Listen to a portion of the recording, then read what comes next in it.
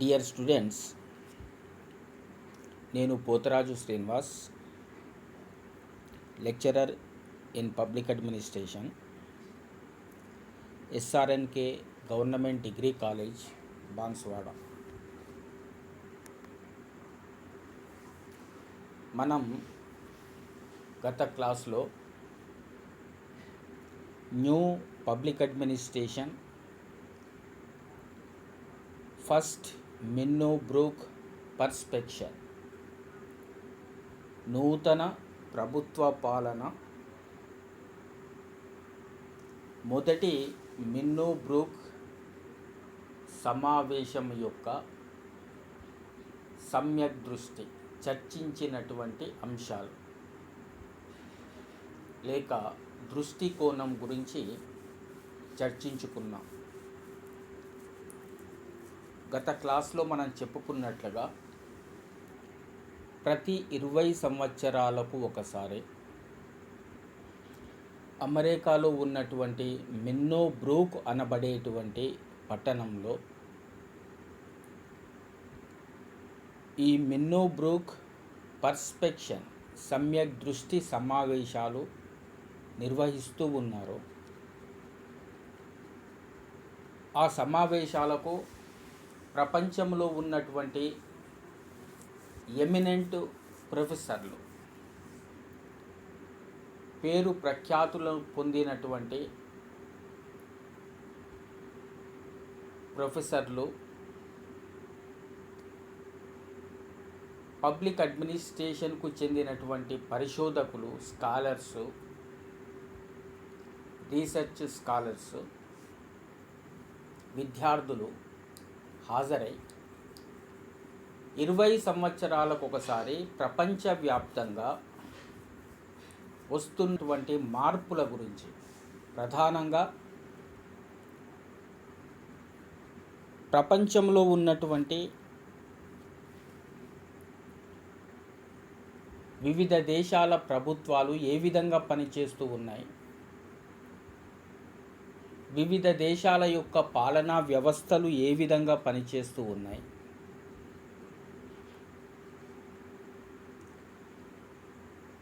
ఈ 20 సంవత్సరాల కాలంలో ప్రపంచవ్యాప్తంగా ఎదురవుతున్నటువంటి సవాళ్ళు, సమస్యలు ఏమిటి, వాటికి పరిష్కార మార్గాలను కనుగొనాలి అని ప్రభుత్వ పాలనా శాస్త్రవేత్తలు హాజరై ప్రపంచానికి, ప్రపంచ దేశాలకు, ప్రపంచ ప్రభుత్వాలకు, ప్రపంచ పాలనా వ్యవస్థలకు ఒక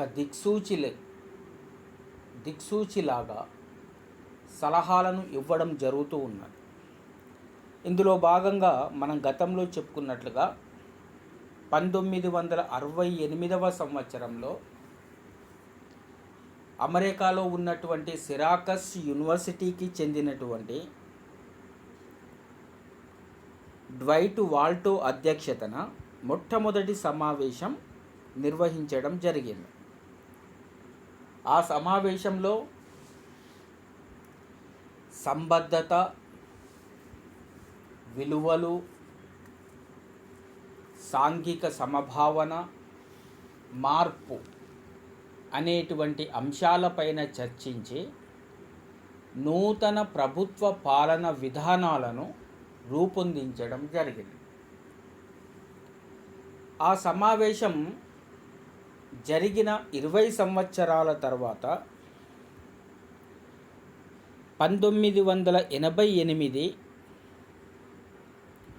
సెప్టెంబర్ 4వ తారీఖు నాడు రెండవ సమావేశం జరిగింది. అయితే మొదటి మిన్నోబ్రూక్ సమావేశానికి వియత్నాం యుద్ధం, ప్రపంచంలో ఉన్నటువంటి పలు పట్టణ ప్రాంతాలలో జరిగినటువంటి ఘర్షణలు, విశ్వవిద్యాలయాలలో ఉన్నటువంటి అసంతృప్తి, ప్రభుత్వ వ్యవస్థల పట్ల వివిధ దేశాల్లో ప్రజల యొక్క నిరసన మొదలగు అంశాలు ప్రభావితం చేసినాయి మొదటి సమావేశాన్ని. రెండవ సమావేశం పూర్తిగా ప్రైవేటు వ్యక్తులు, ప్రైవేటు వ్యవస్థల యొక్క ప్రభావం పాలన పైన విస్తృత స్థాయిలో ఆరంభమైనటువంటి దశలో ఇది జరిగింది.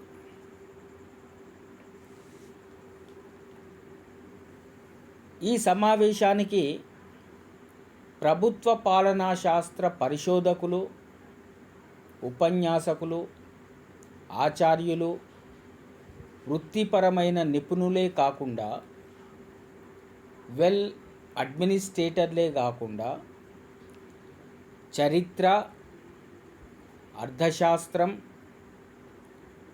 రాజనీతి శాస్త్రం, మనోవిజ్ఞాన శాస్త్రానికి చెందిన, సైకాలజీకి చెందిన అనేక మంది హాజరు కావడం జరిగింది. రాజ్యం, ప్రభుత్వ కార్యకలాపాలలో వస్తున్న విస్తృత మార్పుల నేపథ్యంలో ఈ సమావేశం జరిగిందని మనం భావించాలి. పాలనలో సరళీకరణ విస్తృతంగా జరుగుతూ ప్రభుత్వ ఉద్యోగాలను కాంట్రాక్టులకు ఇవ్వడం, ప్రైవేటు వ్యవస్థలు, వ్యక్తులు ప్రభుత్వ కార్యకలాపాలలో పాలు పంచుకోవడం వంటి పద్ధతులు అప్పటికే ప్రపంచవ్యాప్తంగా ప్రారంభమైనాయి. మొదటి మిన్నో బ్రూక్ సమావేశం జరిగినప్పుడు ఉన్న నేపథ్యం ఇందుకు పూర్తిగా భిన్నమైనటువంటిది. అప్పుడు ప్రభుత్వ కార్యక్రమాలు అన్నీ కూడా ప్రభుత్వ ఉద్యోగుల ద్వారా జరుగుతూ ఉండేది. కానీ కాలక్రమంలో కాంట్రాక్టు పద్ధతి, ప్రైవేటు వ్యవస్థల ద్వారా పని చేయించడం, అవుట్సోర్సింగ్ విధానాల ద్వారా ప్రభుత్వ కార్యక్రమాలను ముందుకు తీసుకొని వచ్చేటువంటి ప్రక్రియ ప్రారంభమైంది. వియత్నాం యుద్ధం, పట్టణ ప్రాంతాల్లో ఘర్షణలు, విశ్వవిద్యాలయాల్లో ఉన్నటువంటి అసంతృప్తి, ప్రభుత్వ వ్యవస్థల పట్ల ఉన్నటువంటి నిరసన ప్రభావితం బాగా చేసినాయి. రెండో సమావేశం పూర్తిగా ప్రైవేటు వ్యక్తులు, ప్రైవేటు వ్యవస్థల ప్రభావం ఈ సమావేశంపై బాగా పడింది. అదేవిధంగా అమెరికన్ పాలనా వ్యవస్థలో, అమెరికన్ అడ్మినిస్ట్రేషన్ సిస్టంలో 1968 తర్వాత చాలా మార్పులు జరిగినాయి.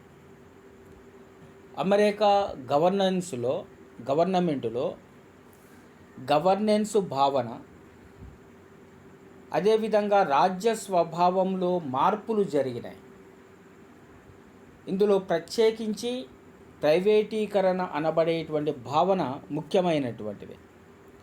ప్రజలలో నిరుద్యోగం, పేదరికం పెరిగి అభద్రతా భావాలు చోటు చేసుకున్నాయి.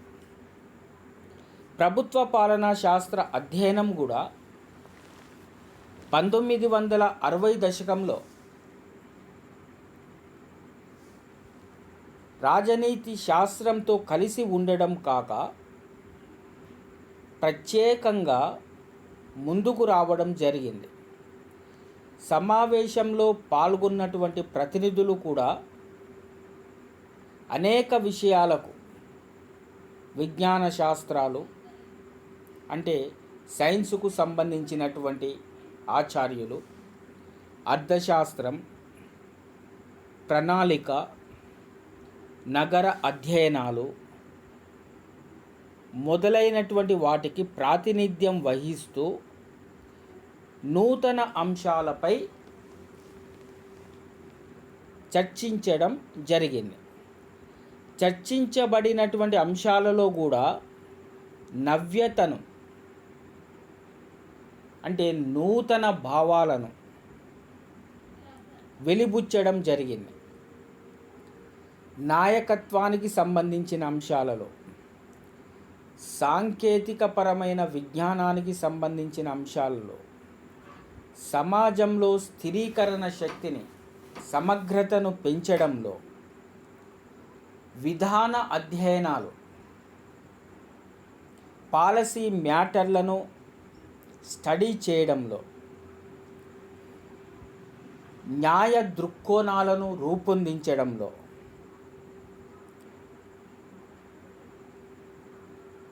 ఈ సమావేశాల్లో ప్రధానంగా చర్చించడం జరిగింది. ముఖ్యంగా ఈ రెండో సమావేశంలో చర్చించినటువంటి ప్రధాన అంశాలను గనక చూస్తే మొత్తం 11 అంశాలు చర్చల సారాంశంగా మిన్నో బ్రూక్ రెండవ సమావేశాన్ని ప్రకటించడం జరిగింది. మొదటి 5 అంశాలు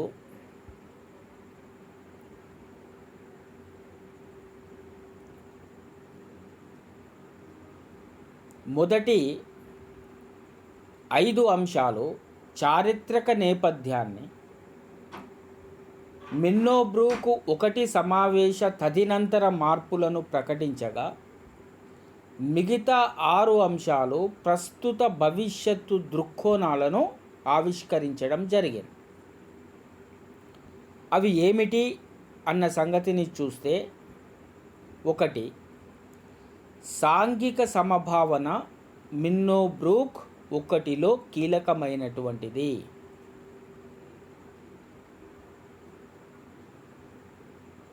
అంటే సోషల్ హార్మనీ అనేటువంటిది కీలకంగా మారింది. ప్రస్తుత పరిస్థితులు 1968 కంటే మరింతగా దాన్ని అవసరాన్ని గుర్తించడం జరిగింది.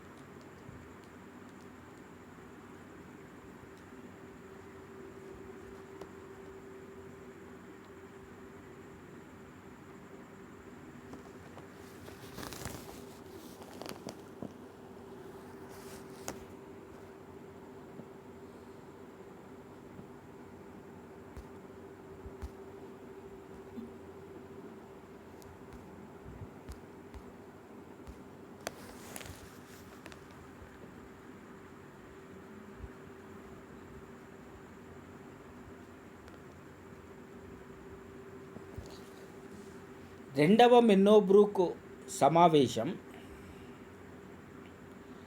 1988 సెప్టెంబర్ 4వ తారీఖు నాడు జరిగింది. ఇందులో ప్రధానంగా 11 అంశాలను చర్చించడం జరిగింది.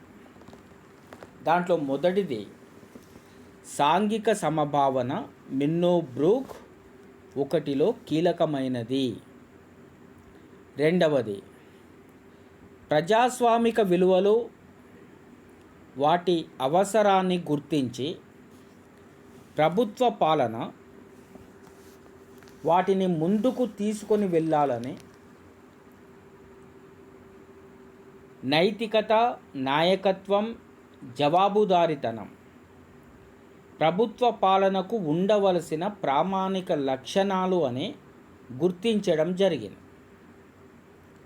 అంటే ప్రజల్లో ప్రజాస్వామిక భావనను ముందుకు తీసుకొని వెళ్ళాలి, పాలనను వికేంద్రీకరించాలి, పాలనలో ప్రజలను భాగస్వాములను చేయాలి, ప్రభుత్వాలు ప్రజలకు జవాబుదారీతనాన్ని కలిగి ఉండాలి అనేటువంటి భావన ఇందులో ఉంది.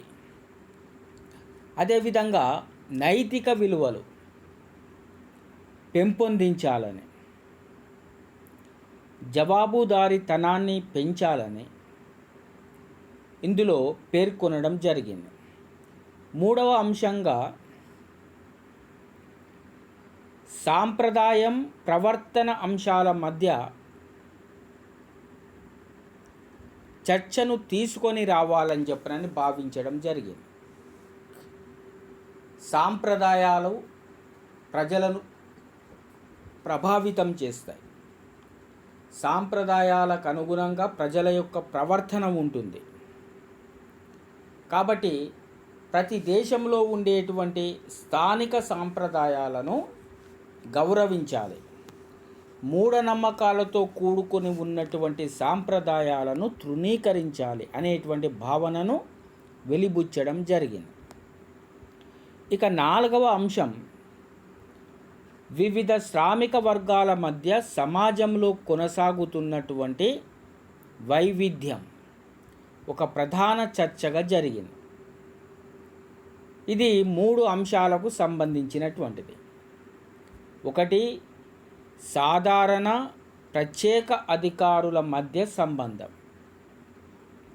ఒక వ్యవస్థ లోపల సాధారణ ఉద్యోగులు పనిచేస్తారు, ప్రత్యేకమైనటువంటి ఉద్యోగులు పనిచేస్తారు.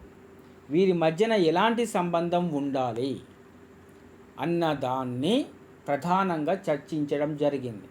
ఫర్ ఎగ్జాంపుల్, భారతదేశ పరిపాలనా వ్యవస్థలో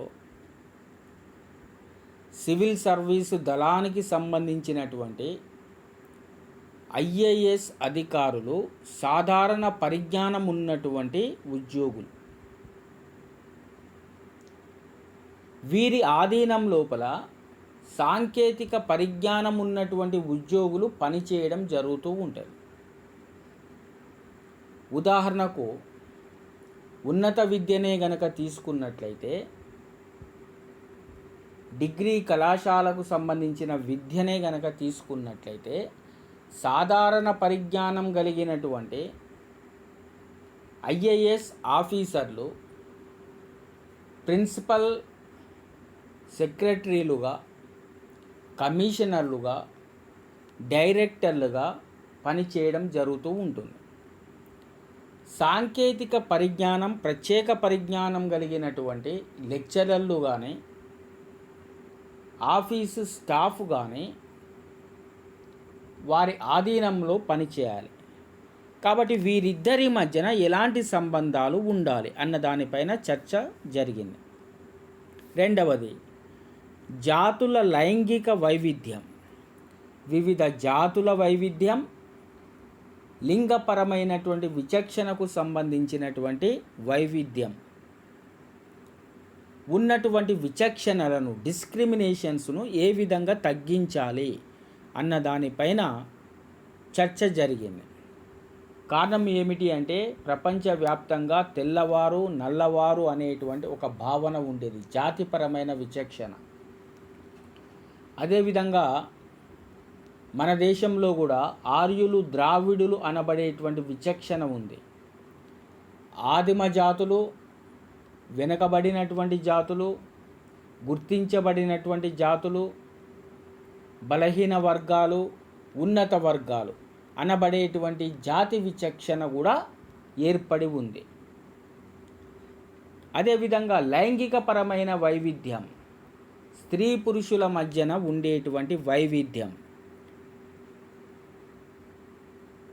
మొదలగినటువంటి వాటినన్నింటిని కూడా గుర్తించి వాటి పరిష్కార దిశగా అవసరమైన సూచనలు, సలహాలు ఇవ్వాలి అన్నదాన్ని అంగీకరించడం జరిగింది. సమావేశంలో తీవ్రమైన చర్చ జరిగిన మరో అంశం ఏమిటి అంటే స్వల్పకాలిక లక్ష్యాలు. వీటికి ప్రాధాన్యతనివ్వాలి అని గుర్తించడం జరిగింది. ప్రభుత్వ పాలన ప్రస్తుతం పనిచేస్తున్న పద్ధతి అత్యంత క్లిష్టంగా ఉన్నందువల్ల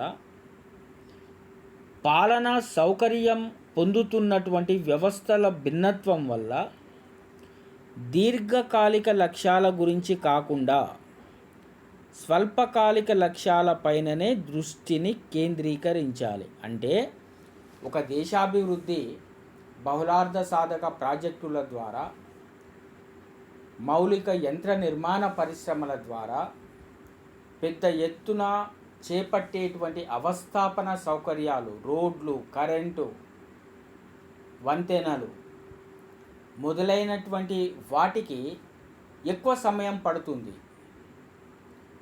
దీర్ఘకాలికమైనటువంటి లక్ష్యాలు ఉంటాయి. కానీ ప్రజలకు తక్షణంగా స్వల్పకాలిక లక్ష్యం ఏమిటి అంటే తినడానికి తిండి, ఉండడానికి బట్ట, గృహ వసతి, దానితో పాటుగా ఉపాధి అవకాశాలు. వీటికి మొదటి ప్రియారిటీని ఇవ్వాలి అన్న దాన్ని బాగా చర్చించడం జరిగింది. అదేవిధంగా 6వ అంశంగా ప్రభుత్వ పాలనపై ఉన్నటువంటి వృత్తిపర నైతికత లేదా విషయపర సంకుచితత్వం ప్రభుత్వ పాలన విషయాంతర అధ్యయనంగా అభివృద్ధి చెందడానికి తోడ్పడజాలదు అని పేర్కొనడం జరిగింది. అంటే వృత్తుల్లో ఉండేటువంటి వ్యక్తులలో నైతికత విషయాలు, ఆ ఉద్యోగం పట్ల ఉన్నటువంటి విషయపర సంకుచితత్వం ప్రభుత్వ పాలనకు సంబంధించిన అధ్యయనంగా అభివృద్ధి చెందడానికి తోడ్పడదు అని పేర్కొనడం జరిగింది. అదేవిధంగా వ్యాపార దృక్పథంగా పాలన అభివృద్ధి చెందడాన్ని సమావేశం పూర్తిగా తిరస్కరించింది. ఇది ముఖ్యమైనటువంటి అంశం.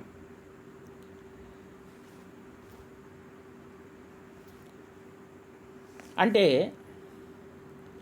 ప్రభుత్వ పాలన సమాజాభివృద్ధికి దోహదపడే అంశమే తప్ప సమాజంలో ఉండేటువంటి బలహీన వర్గాలకు, అట్టడుగు వర్గాలకు ఉపయోగపడాలనే కానీ ప్రైవేటు వ్యాపారంతో పోటీ పడే ప్రభుత్వ రంగ సంస్థలా చూడడం సరికాదని ప్రకటించబడింది.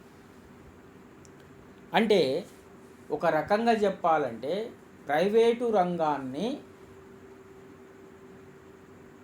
తక్కువ ప్రియారిటీని ఇవ్వాలి, తక్కువ ప్రాధాన్యతను ఇవ్వాలి అని భావించడం జరిగింది. ప్రభుత్వం అనేది ఒక వ్యాపార దృక్పథంతో ఆలోచన చేయకూడదు అన్నటువంటి అంశం ఇందులో దాగి ఉన్నది. అదేవిధంగా ఉద్యోగ వ్యవస్థలో పెరుగుతున్నటువంటి అసహనాన్ని గుర్తించడం జరిగింది. ఇది కూడా ఒక ముఖ్యమైనటువంటి అంశం. ఉద్యోగస్తులలో సామర్థ్యం పెంచడానికి నూతన పద్ధతులను గుర్తించాలని, వారి లోపల సాంకేతిక పరిజ్ఞానాన్ని పెంపొందించాలని, అవసరమైన శిక్షణను ఎప్పటికప్పుడు అందించాలని భావించడం జరిగింది. అధికోత్పత్తి సాధనకు దోహదపడే ఉద్యోగస్తులను గుర్తించి గౌరవించాలని, వారికి తగిన వేతనాలను అందించాలని ఈ సమావేశం అభిప్రాయపడింది. అదేవిధంగా సాంకేతికత అవసరాన్ని గుర్తించినప్పటికీ కొన్ని అంశాలలో అంటే artificial intelligence, designing, expert system మొదలైనటువంటి వాటిని మాత్రమే సమావేశం కొన్ని అంశాలలో భాగంగా గుర్తించింది. మరొక విధంగా చెప్పాలంటే అంతగా ఈ సాంకేతిక పరిజ్ఞానాన్ని గుర్తించడం జరగలేదు. కారణం ఏమిటి అంటే ఈ సమావేశం 1988లో జరిగింది. ప్రపంచవ్యాప్తంగా చాలా దేశాల్లో పేదరికం ఉన్నది. పూర్తిగా సాంకేతిక పరిజ్ఞానాన్ని వినియోగించినట్లయితే మానవుల శ్రమకు విలువ లేకుండా పోతూ ఉంటుందని ఈ సమావేశం భావించింది. అదేవిధంగా ప్రభుత్వము ఏమి చేయాలనే విషయాలపై ప్రత్యేకంగా దృష్టి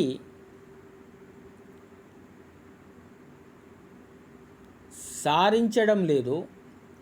విధాన ఎజెండాలపై పాలనా అధికారుల అడ్మినిస్ట్రేటర్ల యొక్క ప్రమేయం అంతగా ఉండడం లేదనేటువంటి విషయం చర్చలలో వచ్చింది. కాబట్టి రాజకీయాలు, పాలన ద్విభాగత్వం రెండు కొనసాగుతూనే ఉన్నాయి అనేటువంటి భావన ఈ సమావేశం వెలిబుచ్చింది. చిట్టచివరగా ప్రభుత్వ పాలనలో పొందుపరుచుకున్నటువంటి నూతన అంశాలను సమావేశం గుర్తించింది. 1988 వరకు ప్రపంచవ్యాప్తంగా ఎయిడ్స్ అనబడేటువంటి ఒక మహమ్మారి అనేక దేశాల్లో చాలామందిని బలి తీసుకోవడం జరిగింది. అదేవిధంగా న్యూక్లియర్ టెస్టులు, అణుబాంబుల యొక్క ప్రయోగాలను చాలా దేశాలు చేస్తూ ఉన్నాయి. అదేవిధంగా బడ్జెట్, వ్యాపార లావాదేవీలు సక్రమంగా జరగడం లేదు. బడ్జెట్ రూపకల్పన ఒక రకంగా చేస్తూ ఉన్నారు, దాని అమలు వరకు వచ్చేసరికి వాస్తవాలకు భిన్నంగా ఉంటూ ఉన్నది. కాబట్టి పాలనాధికారులు పనిచేస్తున్న ప్రస్తుత స్థితి గతము కంటే సంక్లిష్టమైనదని, వైవిధ్యభరితమైనదని, బాధ్యతతో మెలగాల్సినటువంటి అవసరం ఉన్నది అని ఈ సమావేశం అభిప్రాయపడింది. ఈ సమస్యలను గుర్తించడం మాత్రమే కాకుండా వీటి పరిష్కారం కోసం సమావేశం చాలా సూచనలను చేసింది. ప్రభుత్వ పాలన అధ్యయనం, విశ్వవిద్యాలయాల సిలబసులు మార్చాలని, పరిశోధన పద్ధతులు, రీసెర్చ్ మెథడ్స్ రూపాంతరం చెందాలని, అందుకుగాను పబ్లిక్ అడ్మినిస్ట్రేషన్ స్కూల్స్ క్రియాశీలకమైనటువంటి బాధ్యతను చేపట్టాలని భావించడం జరిగింది. ప్రభుత్వ పాలనా సిద్ధాంతాన్ని అభివృద్ధి పరచాల్సినటువంటి ఆవశ్యకతను సమావేశం కీలక అవసరంగా గుర్తించడం జరిగింది.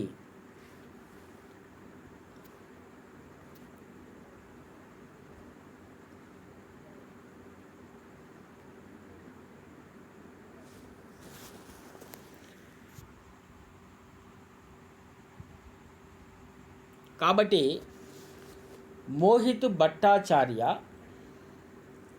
రెండో మిన్నో బ్రూక్ సమావేశంపై కొన్ని అభిప్రాయాలు వెలిబుచ్చడం జరిగింది. మోహిత్ భట్టాచార్య రెండో మిన్నో బ్రూక్ సమావేశంపై వెలిబుచ్చినటువంటి అభిప్రాయాలు చాలా వరకు ప్రాముఖ్యతను పొందినాయి.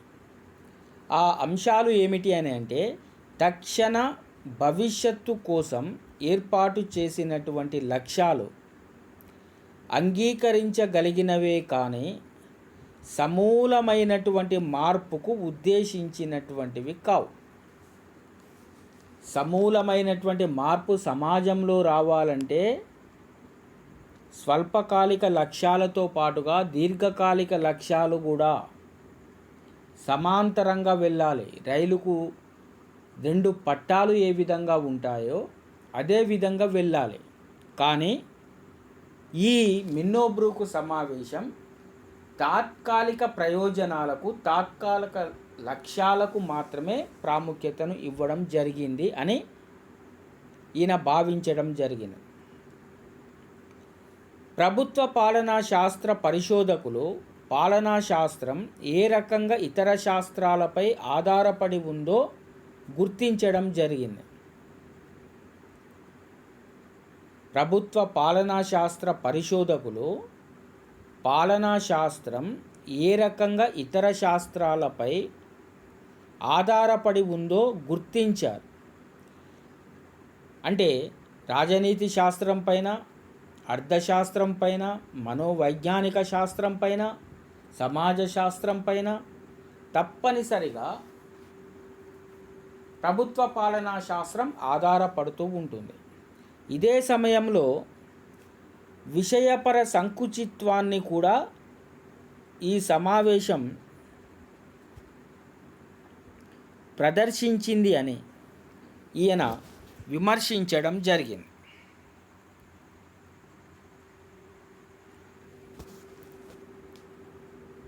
అదేవిధంగా ప్రైవేటీకరణను స్థూలంగా అంగీకరించినప్పటికీ వ్యాపార ధోరణితో పాలనను నడపాలనేటువంటి విషయం పైన తీవ్ర వాగ్యుద్ధం జరగడం అనేటువంటిది జరిగింది. ఈ రకంగా రెండవ మిన్నో బ్రూక్ సమావేశం 1988 సంవత్సరంలో జరగడం జరిగింది. ఈ సమావేశం యొక్క ప్రధానమైనటువంటి లక్ష్యాల గురించి మనం చెప్పుకున్నాం. ప్రధానంగా మిన్నో బ్రూక్ సమావేశం, రెండవ మిన్నో బ్రూక్ సమావేశంలో జరిగినటువంటి ముఖ్యాంశాల గురించి ఒకసారి చూద్దాం. ఈ సమావేశం 1988 సంవత్సరంలో జరిగింది. ఈ సమావేశానికి అధ్యక్షునిగా జార్జ్ ఫ్రెడరిక్సన్ వ్యవహరించడం జరిగింది. జార్జ్ ఫ్రెడరిక్సన్ అధ్యక్షతన ఈ సమావేశం జరిగింది. ఈ సమావేశంలో రాజనీతిజ్ఞులే కాకుండా వివిధ రంగాలకు చెందినటువంటి ప్రసిద్ధమైనటువంటి వ్యక్తులు ఇందులో పాల్గొనడం జరిగింది. మొత్తానికి చూసినప్పుడు 4 అంశాలపైన ఈ రెండవ మిన్నో బ్రూక్ సమావేశం దృష్టిని కేంద్రీకరించడం జరిగింది. ఆ 4 ప్రధానమైనటువంటి అంశాలు ఏమిటి అన్న సంగతిని చూస్తే, 1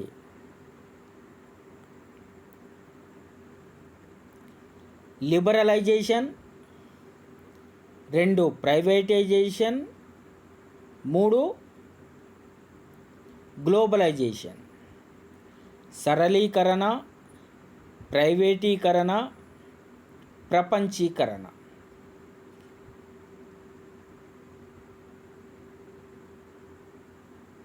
ఇవే కాకుండా అమెరికా ఆర్థిక శక్తిగా ఉన్నప్పుడు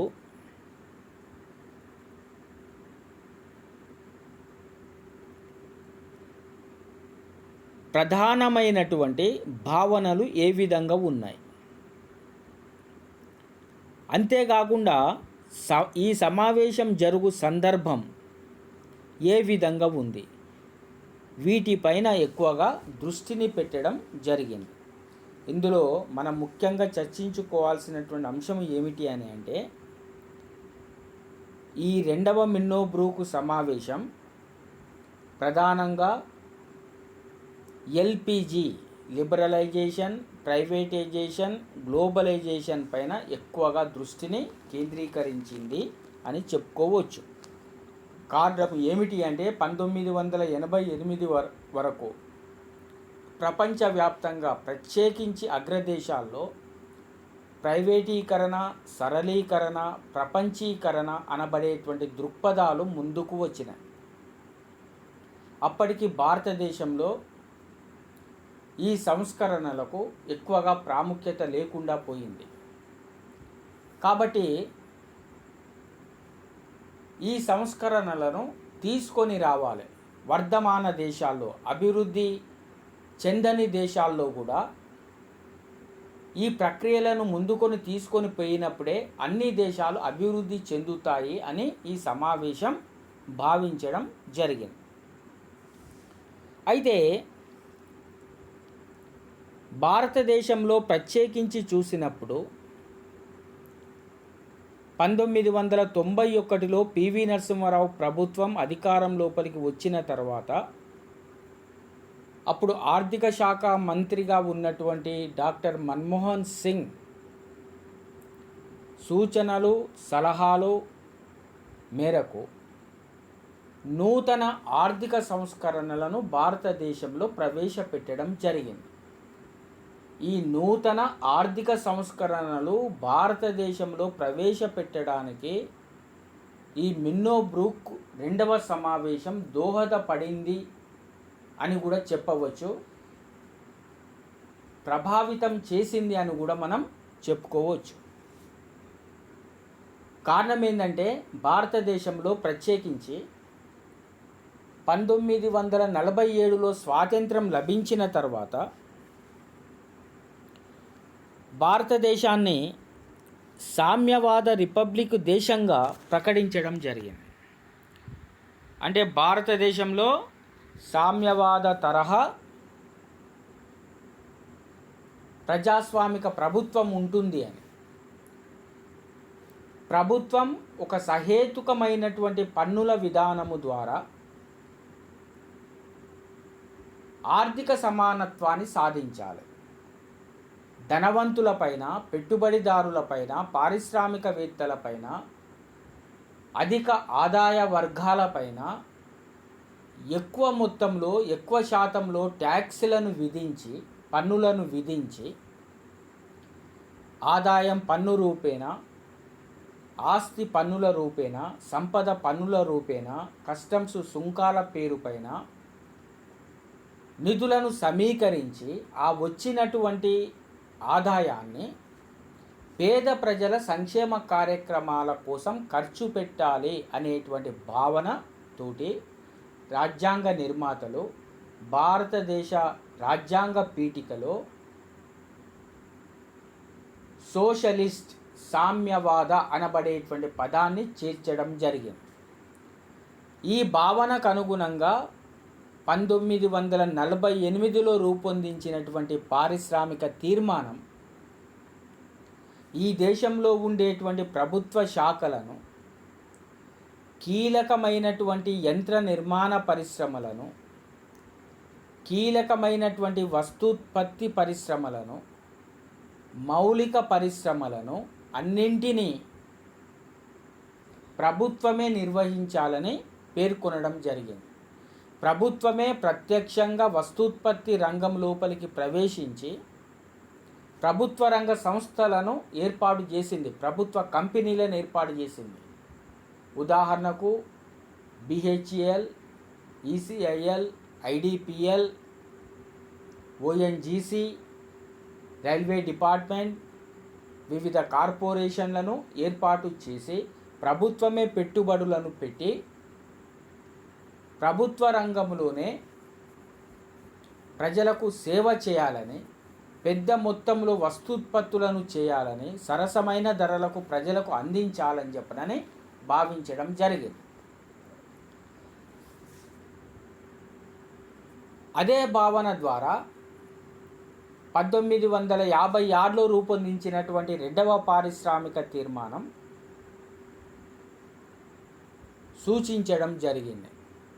అంటే ఒకే వ్యవస్థ లోపల భారతదేశంలో ఉన్నటువంటి ఆర్థిక వ్యవస్థను మిశ్రమ ఆర్థిక వ్యవస్థగా రూపొందించి ఒకవైపున ప్రభుత్వ రంగం, మరొక వైపున ప్రైవేటు రంగం, ఈ రెండు రంగాల యొక్క మిశ్రమముతోటి పరిపాలనను చేయడానికి సుగమం చేయడం జరిగింది. కాబట్టి ప్రైవేటు పెట్టుబడిదారుల యొక్క ఆస్తులు పెరగకుండా, ఆర్థిక శక్తి కేంద్రీకరణ జరగకుండా ప్రభుత్వాలు చర్యలను తీసుకున్నాయి. 1980లో ఇందిరాగాంధీ ప్రభుత్వం రూపొందించినటువంటి ఆర్థిక సంస్కరణలు కూడా, పారిశ్రామిక తీర్మానం కూడా ప్రభుత్వ రంగానికి ప్రాముఖ్యతనిచ్చింది. ఇందులో భాగంగా ప్రత్యేకించి ఇందిరాగాంధీ ప్రభుత్వం 1969లో 14 వాణిజ్య బ్యాంకులను లాభాలతో నడుస్తున్నటువంటి 14 బ్యాంకులను జాతీయం చేయడం జరిగింది. అదేవిధంగా 1980లో మరొక 6 ప్రైవేటు బ్యాంకులను జాతీయం చేయడం, నేషనలైజేషన్ చేయడం జరిగింది. అంటే లాభాలలో నడుస్తున్నటువంటి ఆ బ్యాంకులను ప్రభుత్వం తన ఆధీనం లోపలికి తెచ్చుకొని ఆ ప్రైవేటు వ్యక్తులకు, సంస్థలకు నష్టపరిహారాన్ని ఇచ్చి ప్రభుత్వ నాయకత్వంలో, ఆధ్వర్యంలో ఆ బ్యాంకులను నడపడం ప్రారంభమైంది. దీన్ని బట్టి మనం ఏం అర్థం చేసుకోవాలి అని అంటే 1980 వరకు ప్రైవేటు రంగాలలో బాగా లాభాలు వచ్చేటువంటి కంపెనీలను, సంస్థలను, బ్యాంకులను ప్రభుత్వం లాక్కుంది. కానీ ఈ రెండవ మిన్నో బ్రూక్ సమావేశం వెలిబుచ్చినటువంటి అంశాల పట్ల ప్రభావితమై 1991లో ప్రధానంగా భారతదేశంలో నూతన ఆర్థిక సంస్కరణలు వచ్చినాయి. ప్రైవేటీకరణ, సరళీకరణ, ప్రపంచీకరణ అనబడేటువంటి భావాలకు ప్రాముఖ్యతనిచ్చినారు. అంటే నష్టాలలో నడుస్తున్నటువంటి ప్రభుత్వ కంపెనీలను, ప్రభుత్వ రంగ సంస్థలను, ప్రభుత్వ ఆస్తులను ప్రైవేటు వ్యక్తులకు అప్పగించి నష్టపరిహారంగా వాళ్ళ దగ్గర నుంచి ద్రవ్యాన్ని సేకరించి సంక్షేమ కార్యక్రమాలను చేపట్టాలి. గతంలోనేమో ప్రైవేటు రంగంలో ఉన్నటువంటి సంస్థలను ప్రభుత్వం తీసుకున్నది. ఇప్పుడు ప్రభుత్వ రంగంలో ఉన్నటువంటి సంస్థలను, నష్టాల్లో ఉన్నటువంటి సంస్థలను ప్రభుత్వ రంగానికి, ప్రైవేటు రంగానికి అప్పగించడం జరిగింది. దీనినే ప్రైవేటీకరణ అని పిలుస్తారు. అదేవిధంగా గతంలో ప్రైవేటు శక్తులు పెరగకుండా, ఆర్థిక శక్తి కేంద్రీకరణ జరగకుండా పెద్ద పెద్ద పరిశ్రమలను నిర్వహించాలి అని అంటే, మధ్య తరహా, చిన్న తరహా పరిశ్రమలను నిర్వహించాలి అని అంటే లైసెన్సుల విధానం కొంచెం కఠినతరంగా ఉండేది. కానీ ఈ ఆర్థిక సంస్కరణల ఫలితంగా ఆ నిబంధనలు సరళీకృతం చేయడం జరిగింది. దీన్ని సరళీకరణ అని పిలుస్తారు, లిబరలైజేషన్ అని పిలవడం జరుగుతూ ఉంటుంది. ఇక మూడవ భావన ప్రపంచీకరణ. బహుళ జాతీయ సంస్థలు అవి చేసేటువంటి ఉత్పత్తులను మన దేశం లోపలికి ఆహ్వానించడం, తద్వారా మంచి సేవలు లభించడానికి అవకాశం లభిస్తుంది అని పేర్కొనడం జరిగింది. గతంలోనేమో జనతా ప్రభుత్వం భారతదేశంలో ఉన్నటువంటి శీతల పానీయం, కూల్ డ్రింక్ అయినటువంటి కోకాకోలా ఫ్యాక్టరీని దేశంలో నుండి తరిమివేయడం జరిగింది. కారణం ఏంటంటే ఈ దేశంలో నుండి ఎక్కువ మొత్తంలో డబ్బులను సమీకరించుకొని విదేశీ మారక ద్రవ్యం, విదేశీ శక్తుల దగ్గరికి వెళుతూ ఉన్నది. కాబట్టి అలాంటి ఉత్పత్తులను నిషేధించారు. కానీ 1991లో వచ్చినటువంటి ఆర్థిక సంస్కరణ ఫలితంగా ప్రపంచీకరణ భావంతో ప్రపంచంలో ఏ వస్తువుకైతే, లేకుంటే మన దేశంలో ఉండేటువంటి వస్తువులకైనా కూడా తక్కువ ధర, మంచి పరిమాణం, మంచి నాణ్యత ఉన్నటువంటి వస్తువులను ఆహ్వానించడం, మన దేశంలో ఉన్నటువంటి పరిశ్రమలు వస్తూత్పత్తులను విదేశాలకు ఎగుమతి చేయడం అనేటువంటి భావనను రూపొందించినారు. దీనినే ప్రపంచీకరణ అని పిలవడం జరుగుతూ ఉంటుంది, గ్లోబలైజేషన్ అని పిలవడం జరుగుతూ ఉంటుంది. తద్వారా వస్తూత్పత్తి రంగంలో దేశీయ కంపెనీలతోటి విదేశీ కంపెనీలు పోటీ పడతాయి. మంచి నాణ్యమైనటువంటి సేవలు ప్రజలకు లభిస్తాయి. ఇందుకు ఒక ఉదాహరణ, గతంలో భారతదేశంలోనే తయారయ్యేటువంటి సెల్ ఫోన్ కంపెనీలు ఉండేవి. ఈ ప్రపంచీకరణ దృక్పథంతో విదేశీ కంపెనీలు భారతదేశం లోపలికి ప్రవేశించినాయి. గతంలో దేశీయ కంపెనీ అయినటువంటి రిలయన్స్కు బాగా ప్రాచుర్యం ఉండేది. కానీ విదేశీ కంపెనీలు అయినటువంటి నోకియా మొదలైనటువంటివి రావడంతో సేవల్లో సెల్ఫోనిక్ రంగంలో విప్లవాత్మకమైనటువంటి మార్పులు లభించినాయి. టెలివిజన్ రంగంలో కూడా గతంలో దూరదర్శన్ మాత్రమే ఉండేది. కానీ విదేశీ సంస్థలను కూడా ఆహ్వానించడం వల్ల ఈ రోజు నాడు మనం టెలివిజన్ రంగం ఏ విధంగా ముందుకు వెళ్ళిందో మనం చూడవచ్చు. వీటన్నిటికీ కూడా ప్రధానమైన కారణం 1988లో ఈ రెండవ మిన్నో బ్రూక్ సమావేశంలో చర్చకు వచ్చినటువంటి అంశాలే అని చెప్పడంలో సందేహం లేదు. అయితే గత క్లాసులో మనం చెప్పుకున్నాం, మిన్నో బ్రూక్ సమావేశాలపైన ఒక వ్యాసాన్ని రాయండి అని సెమిస్టర్ ఎగ్జామ్లో క్వశ్చన్ రావచ్చు. ఈ క్వశ్చన్ వచ్చినప్పుడు మొదటి, రెండవ, మూడవ మిన్నో బ్రూక్ సమావేశాల యొక్క సంవత్సరాలను, వాటి తీర్మానాలను రాయాల్సినటువంటి అవసరం ఉంటుంది సమగ్రంగా. షార్ట్ క్వశ్చన్గా మొదటి మిన్నో బ్రూక్ సమావేశం లేక రెండవ మిన్నో బ్రూక్ సమావేశం గురించి అడుగుతారు. మొదటి మిన్నో బ్రూక్ సమావేశం గురించి అడిగితే సంబద్ధత, విలువలు, సాంఘిక సమభావన, మార్పు, వీటిని ప్రధానంగా దృష్టిలో పెట్టుకొని రాయాలి.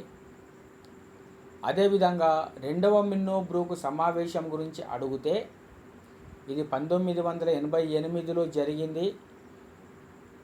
దీనికి ఫ్రెడరిక్ సన్ అనబడేటువంటి వ్యక్తి అధ్యక్షత వహించినాడు. అనేక దేశాల నుంచి పాలనా శాస్త్రవేత్తలు, రాజకీయ నాయకులు, అన్ని శాస్త్రాలకు సంబంధించినటువంటి మేధావులు హాజరు కావడం జరిగింది. ప్రధానంగా ఇందులో అనేక అంశాలను చర్చించినారు. వాటితో పాటుగా ప్రైవేటీకరణ, సరళీకరణ, ప్రపంచీకరణ దృక్పథాలకు ఎక్కువగా ప్రాముఖ్యతనివ్వడం జరిగింది.